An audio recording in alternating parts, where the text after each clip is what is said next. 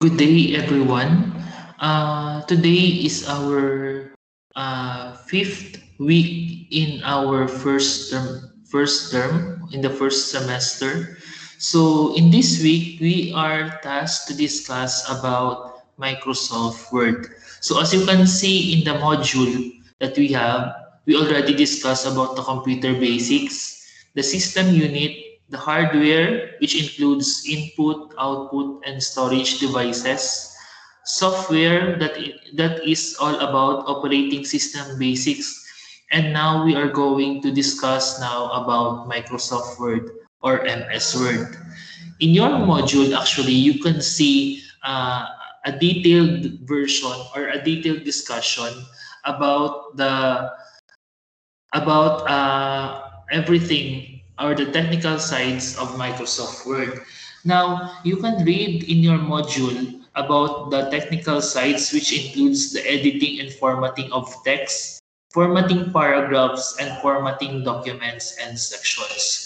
But as we have discussed from the start of our term, that we are going to go beyond the technical or the definition side of the lectures.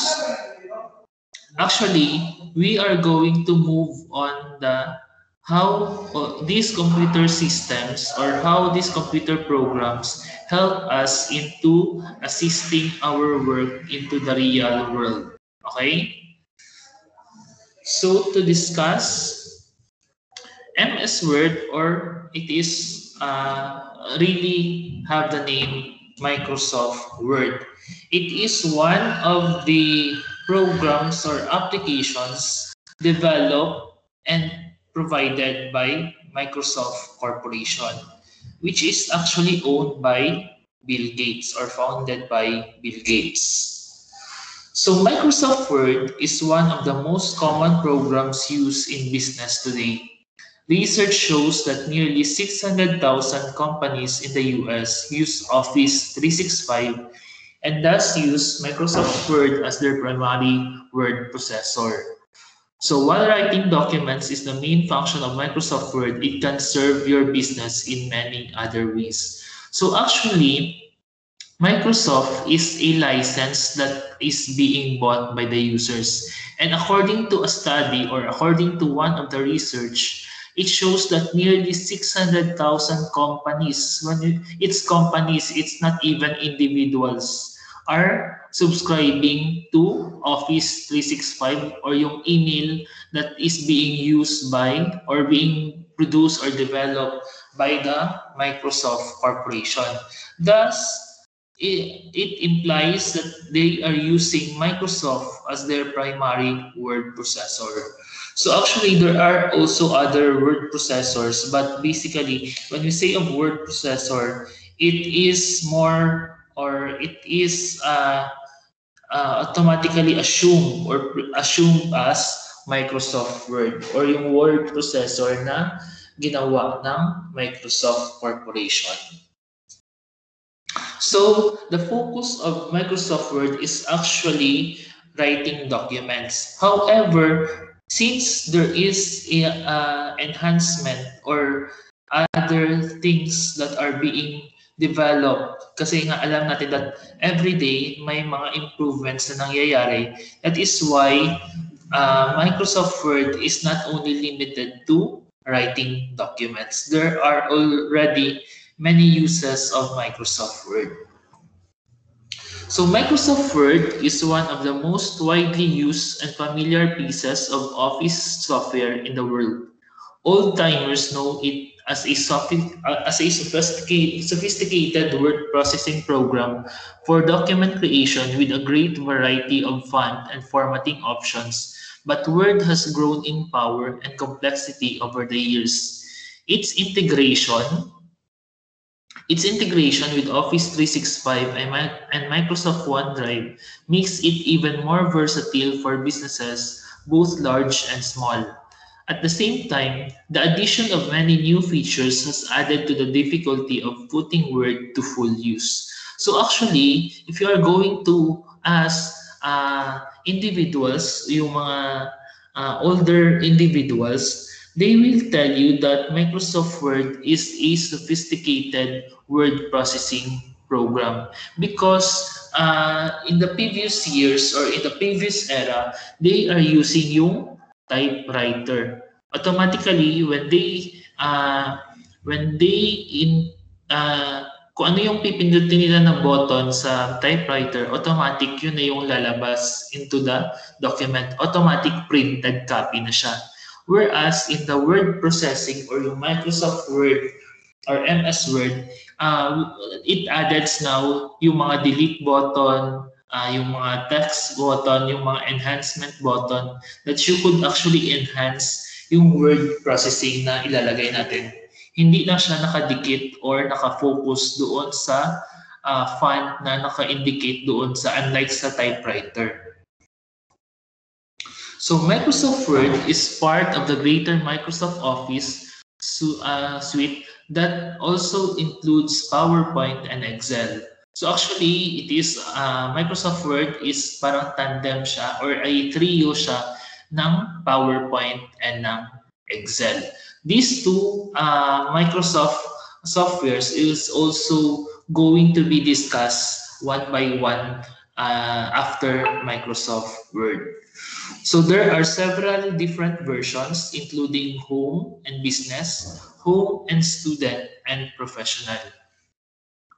Microsoft Word is the most popular and compatible word processor available on all platforms. That is said by Colin Palfrey, Chief Marketing Officer at Majesty Coffee.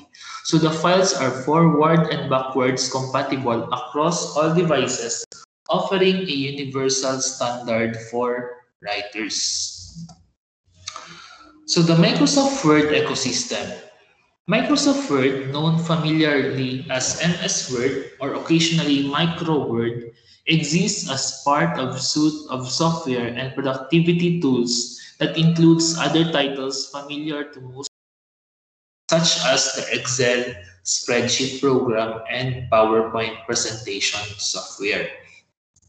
So Microsoft Word is the full name pero mas familiar siya or mas shorter mas familiar mas familiar yung MS Word na term. So again, MS Word is partner siya ng Excel and PowerPoint presentation software. So the full collection of Microsoft software that includes Word and these other programs is known as Office 365. So Office 365 is a compilation or parang package na siya of all Microsoft softwares that is being sold by Microsoft Corporation. One of the modern advantages of MS Word is that it is now integrated with online features that enable users to create and store documents in the cloud. This capability lends even more versatility to Word and its related programs. So basically, not only Microsoft did not only made yung Office 365, but they also made they made a cloud. A cloud is a generic term for online storage, but basically Microsoft itself created its own set of cloud sa Office 365. So that is another advantage if you are going to use Microsoft Word because integrated na siya to the online features doon sa mga documents na pwedeng i-store sa cloud. So this capability lends even more versatility to Word and its related programs. So let's discuss Microsoft Word as a word processor. So again, when we say word processor, from the term itself, they process word, di ba? Parang nagpa-process siya ng mga word or mga text sa Word document. So when you need to create a good-looking professional memo or white paper to send to the boss, Word is the tool of choice. So options from the toolbar at the top of the page make it easy to select features such as font, line spacing, margins, and special emphasis options like boldface and highlighting. You can also add hot links, web addresses that open a page on the internet directly from your document for systems that are online. So basically, word processor really helps in the workplace. Kasi nga, nowadays, it's not only about the presentation, but basically, it's how you are going to submit documents na presentable naman talaga siya. So usually, if your boss or your supervisor asks you for a certain report, in nowadays, hindi na siya ginagamitan ng handwriting or typewriter. Usually, when someone asks you for a report, it is automatically assumed that it is a Word document or it is a document that is made or produced or maybe formatted using Microsoft Word. Di ba? Automatic na yan siya even in the requirements nowadays in our classes. Di ba? Hindi na natin, wala na tagapamangkot if we are going to submit it na handwritten or computerized. Automatically, when there is a requirement, it is presumed that you are going to submit it computerized. And when we say computerized, meron siyang sub-assumption that it is all about doing it in Microsoft Word. So advanced document features.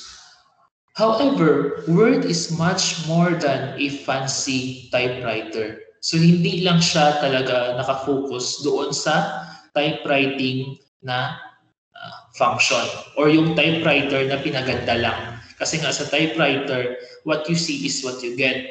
Whereas in the Word, you can enhance it. Pwede mong palakihin ang font size. Pwede mo siyang gawing dagdagan ng clip art. Or you can enhance to make it look good. Hindi na siya plain text lang. So spell check capabilities, check your spelling to keep your document professional. So aside from being a fancy typewriter, nagkaroon rin siya ng spell checker. Automatically, chine-check ni Microsoft Word yung mga spelling na nilalagay natin into the document. Automatically, meron siyang mag-underline siya ng red or pula kapag error. Or kung meron namang grammatical error, it's usually color blue. Kung mga nag-double word ka na, twice mo na-encode yung certain word, automatically mag-error na rin siya. So that's an additional feature of Microsoft Word. Word also checks your grammar and usage, as we have said, offering alternative wording suggestions in many cases. You can quickly create tables and graphics from the menu features. So aside from spell checker and grammar, meron na rin silang meron na rin function or feature na Microsoft Word will offer synonyms, di ba, ng word na yun to have alternative suggestions. Diba? Automatically, for example, if you are going to put your cursor here sa isang word and then i-right-click mo siya, merong synonyms na lalabas.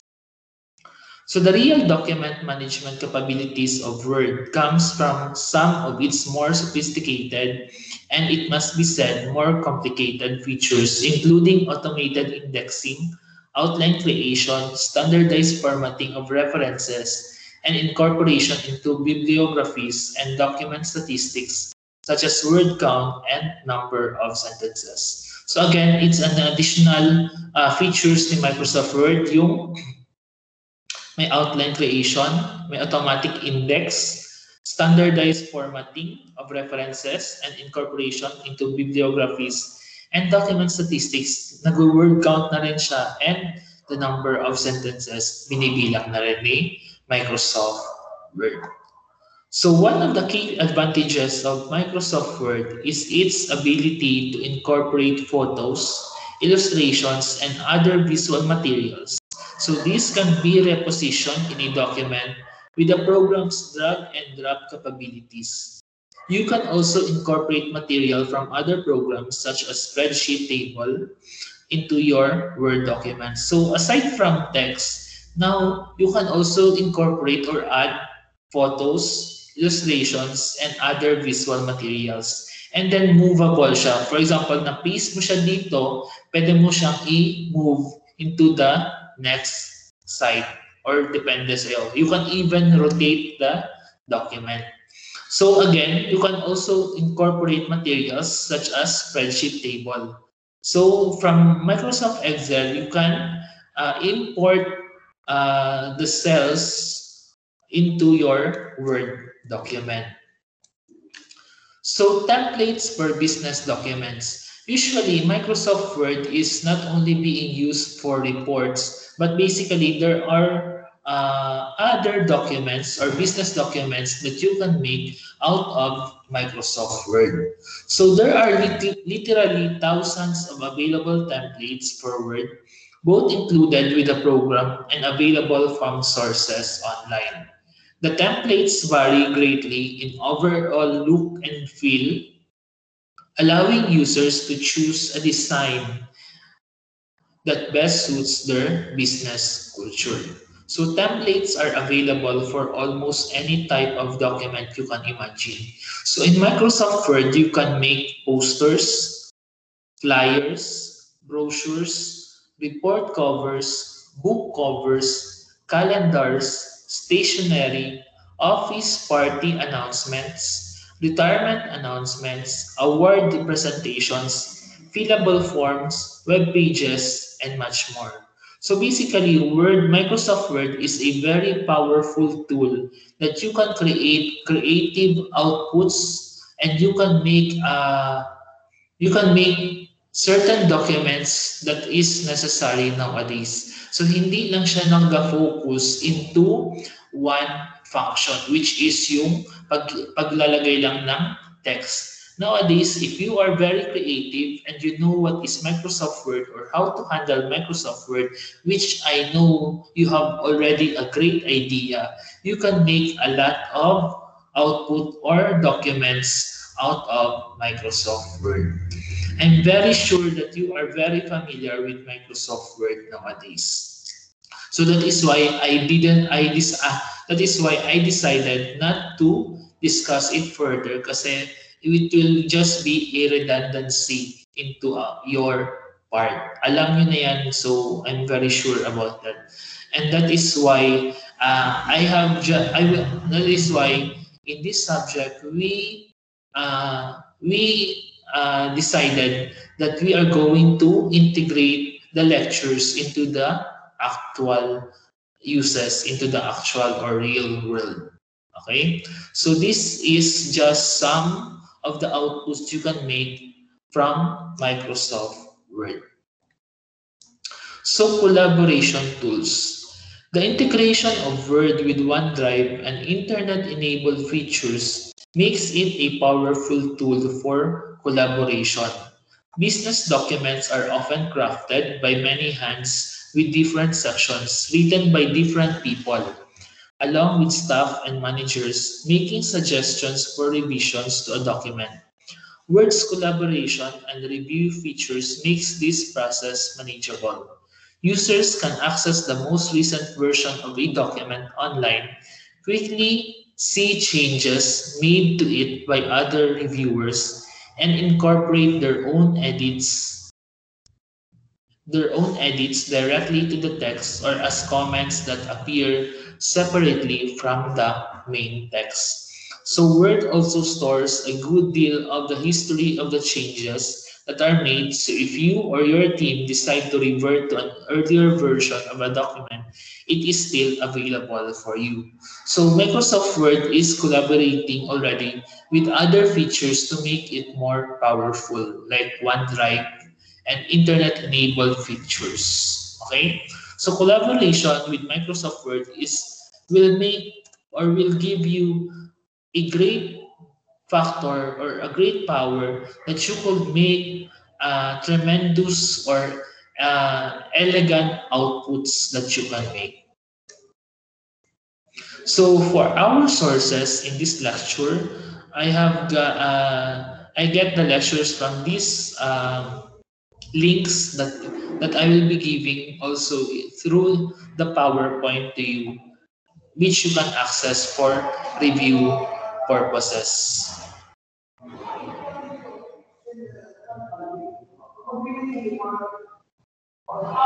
So that actually ends our lecture about Microsoft Word, and just access your LMS account for activities. Thank you.